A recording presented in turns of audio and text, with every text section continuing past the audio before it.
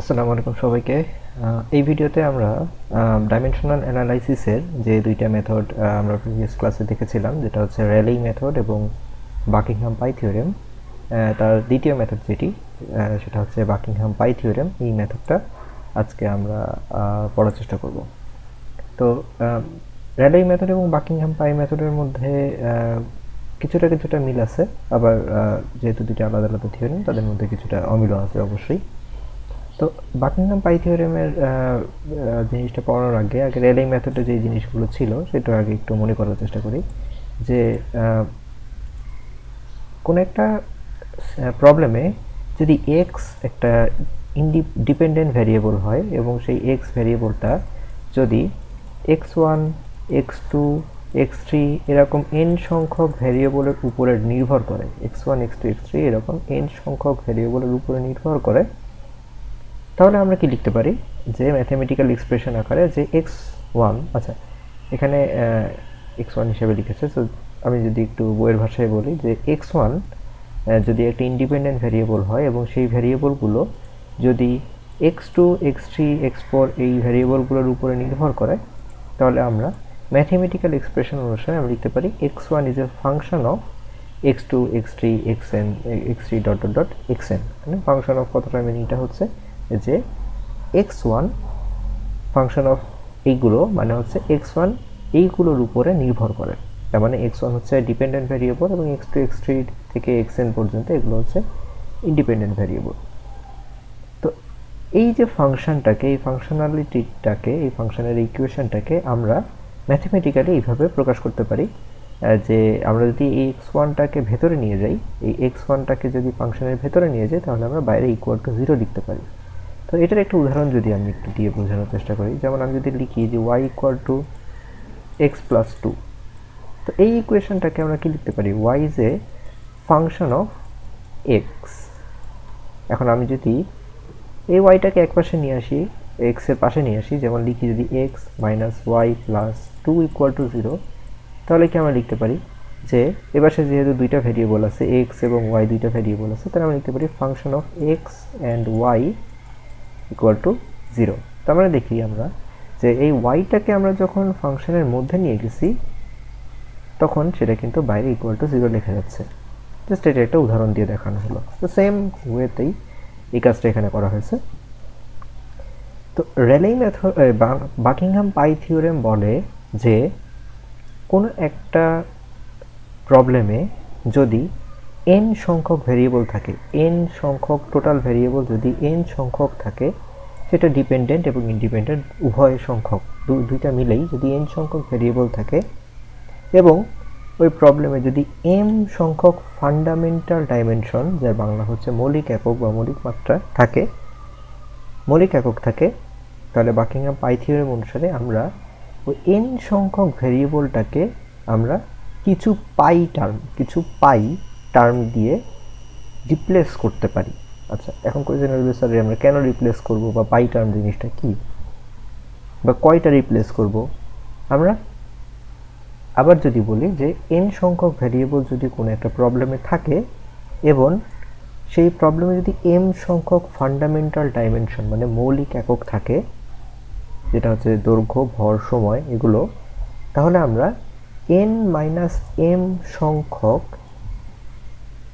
পাই variable দিয়ে ওই প্রবলেমটাকে replace করতে পারবো, ওই ভ্যারিয়েবলটাকে ওই প্রবলেমটাকে রিপ্লেস করতে পারবো। তার মানে আমরা যদি এমন হয় যে x1 x2 x3 dot dot dot xn এরকম n সংখ্যক ফাংশনের একটা প্রবলেম আছে, তাহলে আমরা এখানে আমরা সেটাকে function of pi 1 pi 2 pi 3 dot dot dot কতগুলো পাই n মাইনাস m সংখ্যক পাই দিয়ে আমরা জিনিসটাকে লিখতে পারবো।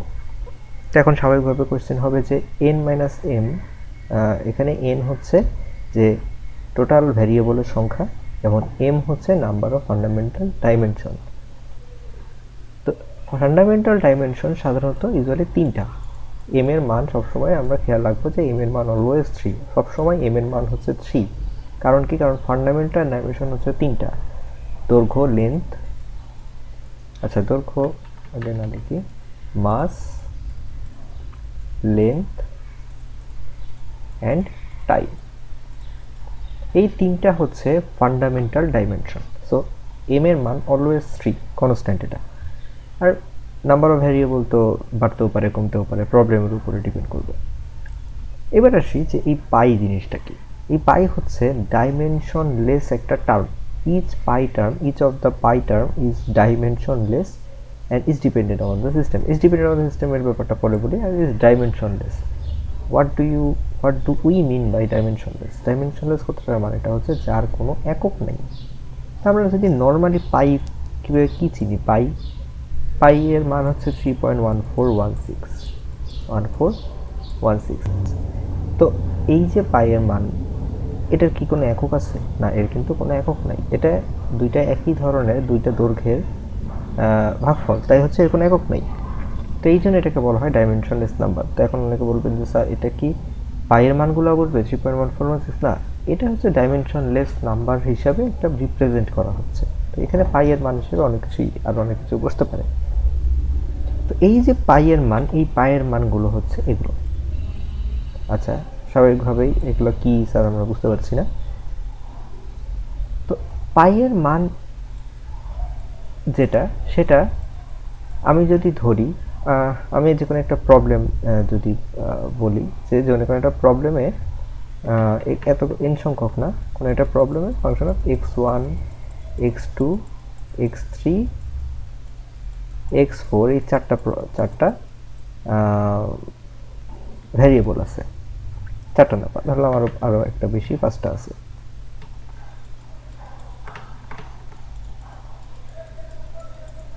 পাঁচটা ভ্যারিয়েবল আছে। তাহলে এখানে টোটাল নাম্বার অফ ভ্যারিয়েবল কয়টা? 1 2 3 4 5টা। আর নাম্বার অফ ফান্ডামেন্টাল ডাইমেনশন কয়টা? 6টা। তার মানে 3। তাহলে n মাইনাস m কত? n মাইনাস m হচ্ছে 2। তাহলে আমরা এটাকে রিপ্লেস করতে পারি ফাংশন অফ পাই 1 পাই 2 দিয়ে, পাই 2 ইকুয়াল টু 0। তার মানে কি, দুইটা, এখানে যেহেতু n মাইনাস m আসছে 2, সেজন্য এখানে দুইটা পাই ভ্যারিয়েবল বসছে। আচ্ছা, এই পাই ভ্যারিয়েবলগুলো কি? এই পাই ভ্যারিয়েবলগুলো হচ্ছে যে এই যে ভ্যারিয়েবলগুলো তাদের কম্বিনেশন। তো এই পাই ভ্যারিয়েবল পাই 1 পাই 2 এর দুইটার ইকুয়েশন আছে, সেই ইকুয়েশন দুইটার ব্যাপারে আমরা এখন জানার চেষ্টা করি। এই যে ভ্যারিয়েবলগুলো, আমাদের এই ভ্যারিয়েবল থেকে একটা টার্ম ঠিক করতে হবে যেটা হচ্ছে রিপিটিং ভ্যারিয়েবল। আরেকটা টার্ম হচ্ছে নন রিপিটিং ভ্যারিয়েবল। রিপিটিং ভ্যারিয়েবল মানে হচ্ছে যেই রিপিটিং ভ্যারিয়েবলগুলো আমরা ঠিক করব সেটা পাই 1 এবং পাই 2 দুইটাতেই থাকবে, আর যেটা বাকি যেগুলো থাকবে রিপিটিং ভ্যারিয়েবল হিসেবে ঠিক করব না, সেগুলো পাই 1 এবং পাই 2-তে আলাদা আলাদা থাকবে। মানে পাই 1 এবং পাই 2-তে সে দুইটা থাকবে না। যেমন আমি যদি বলি যে x1, আচ্ছা x2 x3 এবং x4 এখানে রিপিটিং ভ্যারিয়েবল যদি ধরি, তাহলে আমরা লিখতে পারি যে x2 two the power a1 into x3 two the power b1 into x4 two the power c1 into এই যে দুইটা বাকি যে দুইটা নন রিপিটিং ভ্যারিয়েবল আমরা রেখে দিয়েছি তাদের মধ্যে যে কোনো একটা, যেটা দিয়ে আমরা ইচ্ছা, সমস্যা নেই। আর যেহেতু x2 x3 x4 repeating variable, তাহলে আমরা পাই 2-তেও লিখব x2 two the power a2। কেন a2?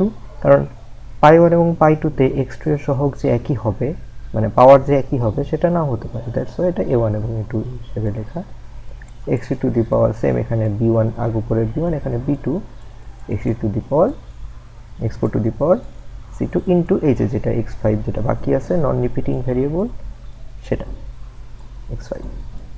তাহলে কি, যখন আমাদের ভ্যারিয়েবলগুলো ঠিক হয়ে যাবে এবং আমরা কয়টা পাই ভ্যারিয়েবল লিখছি সেটা আমাদের ঠিক হয়ে যাবে, সেখান থেকে আমাদের রিপিটিং ভ্যারিয়েবলগুলো ঠিক করতে হবে যে আমরা রিপিটিং ভ্যারিয়েবল হিসেবে কোনটাকে ঠিক করব, এবং নন রিপিটিং বাকি যেগুলো বাকি থাকবে, মানে রিপিটিং ভ্যারিয়েবল বাদে বাকি যেগুলো থাকবে সেগুলো নন রিপিটিং ভ্যারিয়েবল হবে। তো অনেকে কোশ্চেন থাকতে পারে স্যার কয়টা নন রিপিটিং ভ্যারিয়েবল থাকবে, সরি কয়টা রিপিটিং ভ্যারিয়েবল আমরা ঠিক করব। যে কয়টা পাই থাকবে সেই কয়টা নন রিপিটিং ভ্যারিয়েবল থাকবে। এখন যদি পাই এর সংখ্যা হয় 2টা, তাহলে নন রিপিটিং ভ্যারিয়েবল কয়টা হবে? 2টা। x1 x5 এটা হচ্ছে নন রিপিটিং ভ্যারিয়েবল, কালো কালার মানে হচ্ছে নন রিপিটিং ভ্যারিয়েবল, আর x2 x3 হচ্ছে রিপিটিং ভ্যারিয়েবল। সো যতগুলো পাই থাকবে ততগুলো নন রিপিটিং ভ্যারিয়েবল থাকবে, আর বাকিগুলো হচ্ছে রিপিটিং ভ্যারিয়েবল থাকবে। বাকি সংখ্যা সেগুলো হচ্ছে রিপিটিং ভ্যারিয়েবল থাকবে। সো এই জিনিসটা আমরা মাথায় রেখে রিপিটিং ভ্যারিয়েবল নন রিপিটিং ভ্যারিয়েবল ঠিক করব। তো এখন আবার অনেকে বলতে পারে স্যার কোনটা রিপিটিং ভ্যারিয়েবল হিসেবে নিব, এটা আমরা কিভাবে বুঝতে পারবো? এটা আসলে বোঝার সবচেয়ে সহজতম উপায় হচ্ছে যে এখানে কিছু নিয়ম আছে, সেগুলো আমরা পড়তে পারি। তো আমি একটা যদি সহজ করে বলে দিই, যে যেই টার্মগুলো সবচেয়ে বেশি পরিচিত ইউজ হয়, আমরা জানি এই টার্মগুলোর ব্যাপারে, খুব সহজেই জানতে পারি, সেই টার্মগুলো এখানে আমরা রিপিটিং ভ্যারিয়েবল হিসাবে ইউজ করব। ঠিক আছে, একটা উদাহরণ দিই, একটা অঙ্ক করতে গেলে আমরা জিনিসটা আরো ক্লিয়ার করে ফেলতে পারবো আশা করি।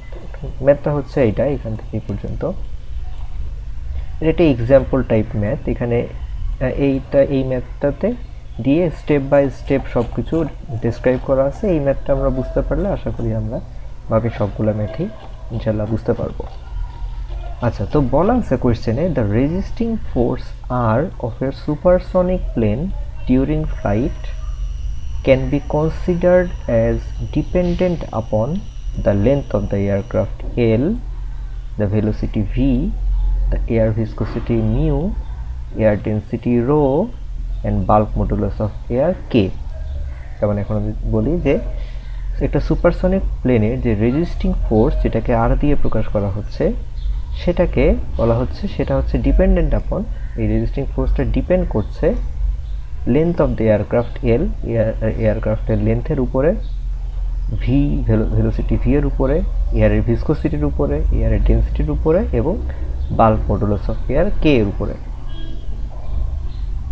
এরপরে বলা আছে express the functional relationship between this variables and resisting force. তার মানে এই রেজিস্টিং ফোর্সের সাথে এই যে বাকি যেই টার্মগুলো, velocity, viscosity, dot dot dot, এইগুলোর মধ্যে একটা রিলেশনশিপ বের করতে হবে আমাদেরকে, সেটা বের করতে বলেছে। তাহলে কোয়েশ্চেনে যেটা বলেছে যে এই আর মানে রেজিস্টিং ফোর্স ডিপেন্ডস আপন এগুলো, তাহলে কি আমরা এটা লিখতে পারি ফাংশন আকারে? আর ইজ এ ফাংশন অফ বাকিগুলো। কেন ফাংশন অর্থই এটা, আমি গত ক্লাস থেকে এই ক্লাসে এখনো একই কথাই বলছি। তো আরটাকে যখন আমরা ভেতরে নিয়ে যাচ্ছি, তখন আমরা এই যে একটু আগে বললাম যে আমরা সেটাকে ইকুয়াল টু 0 হিসাবে লিখতে পারতেছি, ইকুয়াল টু 0 হিসাবে লিখতে পারছি। ঠিক আছে, ওই যে একটু আগে আমি যেটা দেখালাম এই সিস্টেমে, বা এই যে এখান থেকে এটা লেখা হয় যেটা এই সিস্টেমে। আচ্ছা, তো এখানে আমরা দেখি তো যে টোটাল নাম্বার অফ ভেরিয়েবল কয়টা, পুরো প্রশ্নে টোটাল নাম্বার অফ ভেরিয়েবল কয়টা? 1 2 3 4 5 6টা। তাহলে এই যে total number of variables n equal to 6। Number of fundamental dimension হচ্ছে 3। কেন 3? আবার বলতেছি, number of fundamental dimension m এর মান সবসময় 3, কারণ ফান্ডামেন্টাল ডাইমেনশন 3টা। একটা হচ্ছে দৈর্ঘ্য, ভর, সময়, মানে মাস, মানে ভর, দৈর্ঘ্য, লেন্থ অ্যান্ড টাইম। এই 3টা হচ্ছে ফান্ডামেন্টাল ডাইমেনশন, এই জন্য m এর মান সবসময় 3। তাহলে n - m কত আমাদের এখানে? n - m হচ্ছে 3, তাই না? 6 - 3 = 3। তার মানে আমরা কয়টা পাই ভেরিয়েবল লিখতে পারবো? 3টা পাই ভেরিয়েবল লিখতে পারবো। সেটাই এখানে লেখা হয়েছে f1, pi1, pi2, pi3, pi1, pi2, pi3। এবার আসবে হচ্ছে pi1, pi2, pi3 কে তো আমরা ইকুয়েশন ওয়াইজ লিখবো, তাই না? এই যে যেভাবে এখানে লেখা হয়েছে এইভাবে লিখেছিলাম সেভাবে লিখবো। আচ্ছা, তো লিখি। তো এখানে ভেরিয়েবলগুলোকে আমি একটু আগে আলাদা করে লিস্টিং করি। এল, ভি, মিউ, রো, কে আর হচ্ছে আর। আচ্ছা, এবার আমাদের এখানে কি করতে হবে, রিপিটিং ভ্যারিয়েবল নন রিপিটিং ভ্যারিয়েবল ঠিক করতে হবে, তাই না? আমাদের এখানে লাগবে হচ্ছে, বের করতে হবে হচ্ছে পাই 1, পাই 2, পাই 3 লিস্টিং করতে হবে। আচ্ছা, এবার আসি হচ্ছে, আমি লাল কালি দিয়ে রিপিটিং ভ্যারিয়েবলগুলো আগে ঠিক করি। দেখেন তো এখানে আমি বলেছি রিপিটিং ভ্যারিয়েবল কোনগুলো নেবেন, যেগুলো হচ্ছে সবচেয়ে সহজতম ভ্যারিয়েবল, মানে যেগুলোর ব্যাপারে আমরা জানি, যেগুলোর ব্যাপারে আমরা সহজে ক্যালকুলেশন করতে পারি, মাত্রাগুলো আমরা সহজে জানি, সেরকমগুলো। ফোর্সের থেকে লেন্থ, লেন্থ মানে হচ্ছে লেন্থের মাত্রা আমরা খুব সহজে বের করতে পারি, এল, এটাকে রিপিটিং ভ্যারিয়েবল হিসেবে কাউন্ট করি। ভি হচ্ছে ভেলোসিটি। দেখেন তো আমি যদি একটু লিস্টিং করি যে এল এর থেকে আর আর আর ফোর্সের থেকে লেন্থ একটু সহজ জিনিস, লেন্থের থেকে ভেলোসিটিও একটু সহজ, কিন্তু ভেলোসিটি থেকে আবার ভিসকোসিটির ব্যাপারে আবার আমাদের একটু কম জানার আছে, আমরা রেগুলার লাইফে কম দেখি। আবার সেদিকে এরপরে হচ্ছে ডেন্সিটির ব্যাপারে আমরা জানি, ডেন্সিটি জিনিসটার টার্মটা আমরা খুব সহজে ইউজ করি। এদিকে বাল্ক মডুলাস, টার্মটা অলরেডি অনেকটা নতুন। সো এখানে আমাদের সবচেয়ে পরিচিত টার্মগুলো হচ্ছে লেন্থ, ভেলোসিটি আর ডেন্সিটি। বাকি তিনটা কিন্তু পরিচিত, কিন্তু অতটাও না যতটা না আমরা এই তিনটা বেশি ইউজ করি।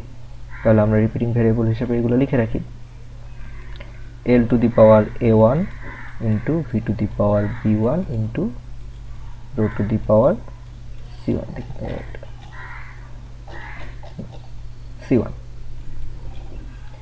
L to the power a2 into v to the power b2 into rho to the power c2, a to the power a3 into v to the power b3 into rho to the power c3।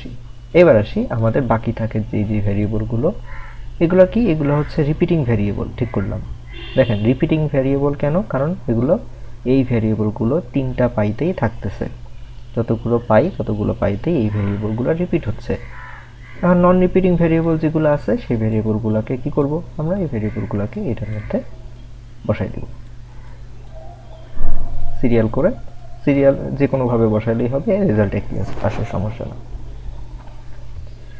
তো আশা করি এটা মোটামুটি সবাই বুঝতে পেরেছেন কিভাবে repeating variable নন repeating ভ্যারিয়েবলটা ঠিক করা হয়। এখন অনেকে বলতে পারেন স্যার আমরা যদি L to the power a1 V to the power b1 rho to the power c1 এর জায়গায় একটু উল্টাপাল্টা হয়, লাইক এল এর জায়গায় আগে ভি লিখে ফেলি, মানে V to the power a1 লিখে ফেলি, প্রবলেম হবে না কিছু?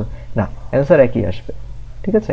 এটার পাওয়ার কত, এটা তো ভ্যারিয়েবল বসাচ্ছেন, ভ্যারিয়েবলের মান আপনার সেভাবেই অ্যান্সার আসবে যেভাবে অরিজিনালি আসার কথা, এটাতে কোনো ভুল হবে না, কোনো অ্যান্সারেরও ডিফারেন্স আসবে না।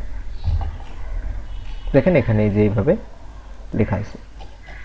আচ্ছা, এইবার করতে হবে কি, আমাদের টার্গেট হচ্ছে যে এই যে ইকুয়েশনে a1 b1 c1 a2 b2 c2 a3 b3 c3 এর মানগুলো বের করতে হবে। তো আমরা এটা একবারে করতে পারবো না, আমরা প্রথমে পাই 1 টার্ম নিয়ে বের করব একবার, পাই 2 টার্ম নিয়ে একবার বের করব, পাই 3 টার্ম নিয়ে বের করব। সো এই যে for pi 1 term, for the first pi term we have এটা। আচ্ছা, এখানে আমরা কি করব, এখানে a1 এর মানগুলো কিভাবে বের করব, রেলেই মেথডে আমরা এক্স্যাক্টলি যেভাবে কাজ করেছিলাম এখনো আমরা সেভাবেই কাজ করব। সো আমি আর ডিটেইলসে যাব না, রেলেই মেথডে এখানে ইকুয়েশনটা কি, pi 1 equal to l to the power a1 v to the power b1 rho to the power c1 into R. তাহলে এবার প্রত্যেকটার আমরা মাত্রা বসাবো, ডাইমেনশন বসাবো। পাই হচ্ছে ডাইমেনশন লেস নাম্বার, তো ডাইমেনশন লেস নাম্বার যেহেতু তার কোনো মাত্রা নাই, তো মাত্রা যদি না থাকে তাহলে কি 1 নাই, মানে হচ্ছে 1 কি m টু দি পাওয়ার 0। আচ্ছা, আমি একবারে না লিখি 1। এল হচ্ছে লেন্থের মাত্রা কত, লেন্থের মাত্রা হচ্ছে এল to the power a1। V হচ্ছে ভেলোসিটির মাত্রা হচ্ছে এল টি ইনভার্স 1 b1। রো হচ্ছে ভিসকোসিটির মাত্রা হচ্ছে ml inverse 3 two the power c1, আর আর হচ্ছে রেজিস্টিং ফোর্স, এটা একটা ফোর্সের মাত্রা হচ্ছে ml t ইনভার্স 2। এবার এপাশে যেহেতু 1 আছে, তাহলে আমরা কি লিখতে পারি, সামথিং টু দি পাওয়ার 1 0, তার মানে কত 1, তাহলে কি আমরা লিখতে পারি এখান থেকে যে আমি একবারে মুছে লিখি, এই 1 এর জায়গায় কি আমরা লিখতে পারি যে m to the power 0 into l to the power 0 into t to the power 0, কারণ কি টু দি পাওয়ার 0 মানে 1, ঠিকই আসে। এরপরে সেম প্রসেসে আমরা আগে যেরকম রেলে মেথডে এটাকে ইকুয়েট করেছিলাম, ইকুয়েট করে c1 b1 a1 এর মান কোথায়, c1 b1 এই যে a1 এর মান আসছে, সেরকম করে এর মানগুলো বের করলে আমরা পাই1 টার্মটা পেয়ে যাব। সেম প্রসেসে পাই2 টার্ম পাবো, এই যে পাই2 টার্ম, সেম প্রসেসে পাই3 টার্মও পাবো।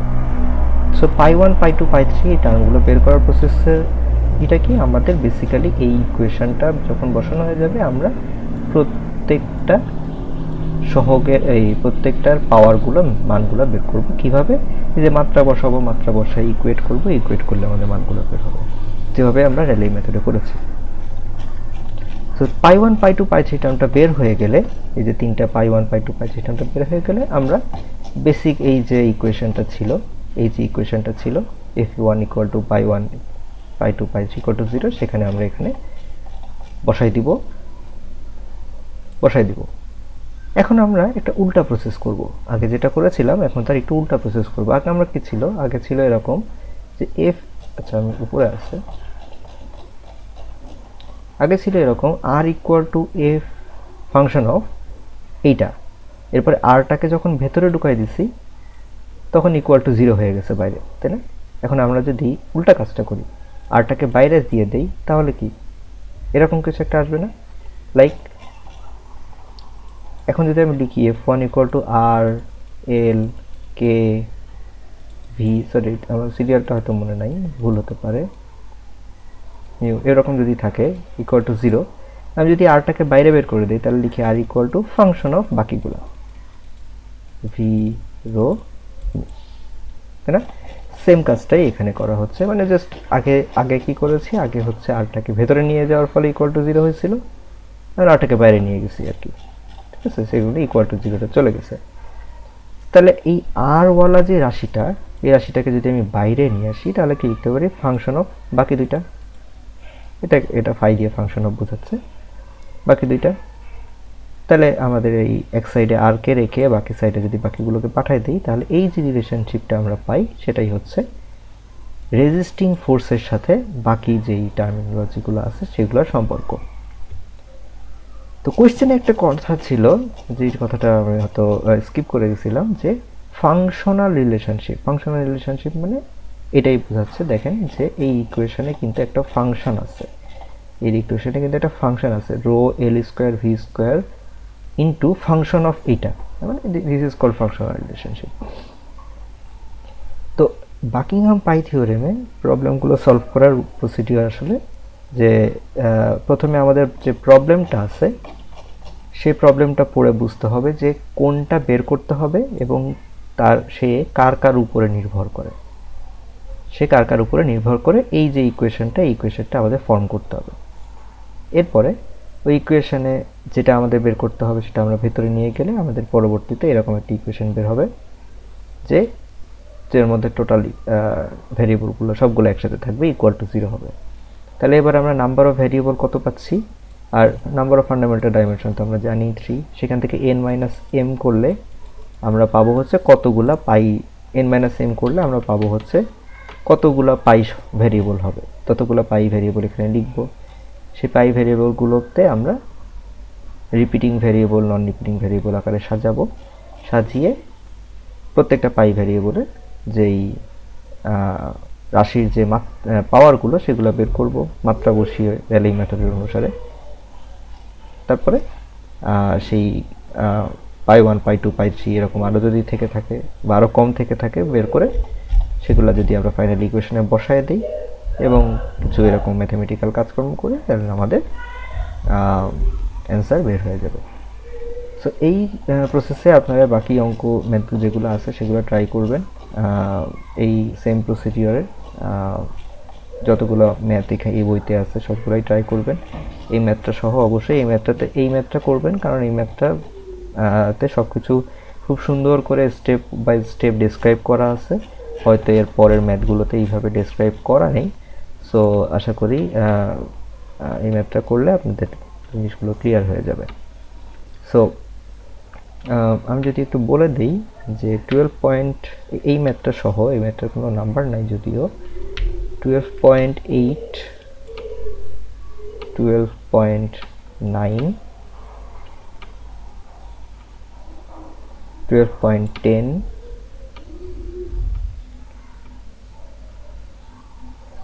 12.11, 12.12, 12.13, 12.14, এই তো 12.14, তার মানে হচ্ছে 12.14, 12.8 থেকে 12.14 পর্যন্ত যতগুলো ম্যাথ আছে সবগুলো করার আমার মনে হয় না প্রয়োজন আছে। যদি কেউ না বুঝে থাকেন একবারে ম্যাথগুলো, প্রসিডিওরটা বুঝতে পারলে যতটুকু পর্যন্ত করলে আপনার হয়, আপনাদের কী হয় 12.8 থেকে 12 পয়েন্ট কত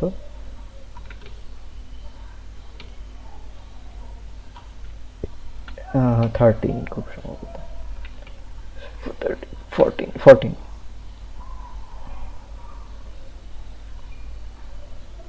12.8 থেকে 12.14 পর্যন্ত যে কয়টা ম্যাথ আছে, 12.8 টু 12.14 যতগুলো ম্যাথ করলে থিওরি ক্লিয়ার হবে ততগুলো করবেন।